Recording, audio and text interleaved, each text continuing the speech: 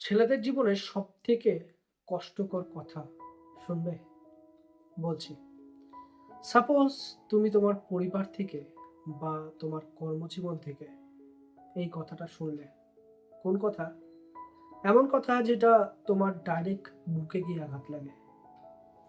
যখন তুমি কোনো কাজ করতে যাও, সেটা ফ্যামিলি হোক বা কর্মজীবনে হোক, এবং কাজ করতে গিয়ে ফ্যামিলি মেম্বার বা কলিগের কাছ থেকে বা ওপর মহলের ম্যানেজার, জেডএম, যারা তোমার থেকে উঁচু পোস্টে থাকে, তাদের কাছ থেকে যখন শোনো তুই কোনো কাজের না, তুই কোনো কাজের না, তুই অযোগ্য, তুই অযোগ্য, কেমন লাগে?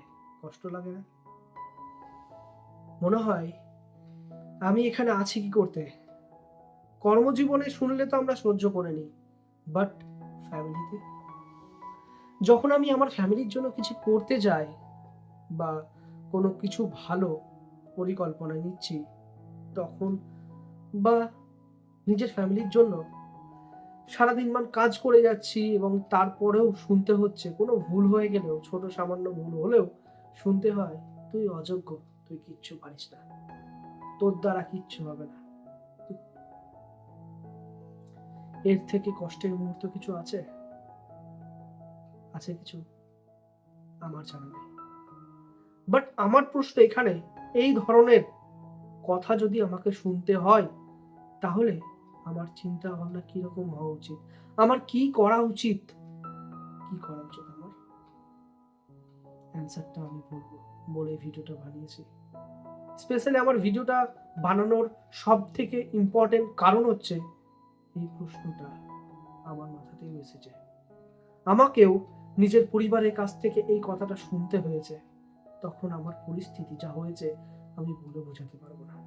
আমি চাই না যে এরকম পরিস্থিতি, আমার মতন পরিস্থিতি আর কারো হোক।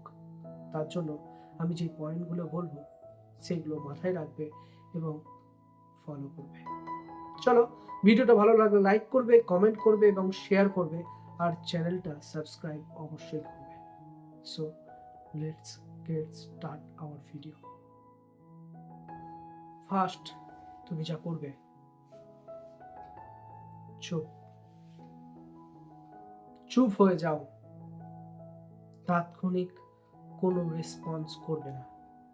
মনে রাখবে, তোমার চুপই তোমার সব থেকে বড় হাতিয়ার। তোমার সামনে দেওয়াল তৈরি করে দেবে, তোমাকে সেই কষ্ট থেকে বাঁচাবে। দরকার নেই। সময়, সময় সেই প্রশ্নের উত্তর দেবে।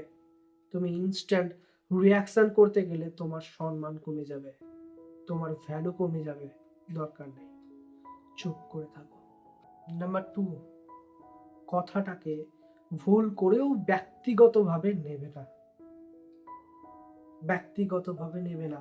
হয়তো সে তোমাকে ছোট করতে চায়, যে তোমাকে বলেছে। সে হয়তো তোমাকে পছন্দ করে না।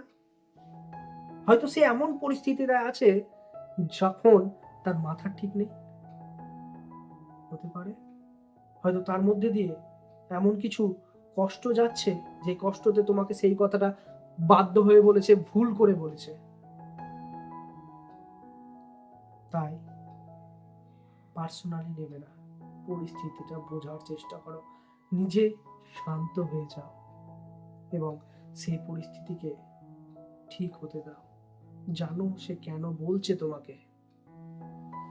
পয়েন্ট নাম্বার 3, নিজেকে জিজ্ঞাসা করো। সব থেকে বেটার অ্যান্সার দেবে এই প্রশ্নের তুমি। তুমি নিজেকে জিজ্ঞেস করো, সে যে আমাকে বললো এত বড় কথা, আমি অযোগ্য বা আমার দ্বারা কিচ্ছু হবে না, এটা কি সত্যি? এটা কি সত্যি আমি কোনো ভুল করেছি, না আমার দ্বারা কোনো অপরাধ হয়েছে, না আমি যেটা করেছি সেটা ঠিক, ও যেটা বলেছে ও ভুল বলেছে? কোনটা? যদি অ্যান্সার পাও যে তুমি ভুল করেছো, তোমার দ্বারা ভুল হয়েছে, তাহলে নিজেকে শুধরে নাও। আর যদি মনে হয়, যদি অ্যান্সার পাও ভিতর থেকে যে সেই ব্যক্তিটা ভুল ছিল, ও ইচ্ছে করে বলেছে আমাকে ছোট করার জন্য, আমার পেছনে লেগে আছে ও আমাকে নিচে টানার জন্য, তাহলে ভুলে যাও তাকে। তাকে পাত্তাই দিও না। নাম্বার 4, সাফল্যের মাধ্যমে জবাব দাও। তোমার কথা তার সঠিক উত্তর না। সে তোমাকে এত খারাপ কথা বলেছে, এত কষ্টের কথা বলেছে, তোমার কথা শুধুমাত্র তার জন্য যথেষ্ট জবাব না। তোমার সাফল্য তার জন্য সব থেকে বড় জবাব। নিজেকে এতটা ডেভেলপ করো, এতটা উন্নত বানাও, এতটা সাফল্য বানাও যে সে নিজে থেকেই বোঝে যে আমি ওকে যা বলেছিলাম সেটা ভুল বলেছিলাম। নাম্বার 5, নিজের ওপর বিশ্বাস হারাবে না। That is most important point of this video. নিজের ওপর বিশ্বাস হারাবে না। তুমি তখনই সব থেকে বেশি পাওয়ারফুল যখন নিজেকে সব থেকে বেশি বিশ্বাস করতে পারবে। আমি তো আগেই বললাম, যদি তোমার ভুল থাকে নিজেকে শুধরে নাও, বাট যদি তুমি ঠিক থাকো তাহলে এগিয়ে যাও। দেখো, এক না একদিন সময় তোমার সাথে থাকবেই। এক না একদিন সময় তোমার সাথে থাকবেই। দুটো এক্সাম্পল দিচ্ছি। আইনস্টাইনকে একদিন সবাই বলেছিল তার দ্বারা কিচ্ছু হবে না, সে কিচ্ছু পারবে না।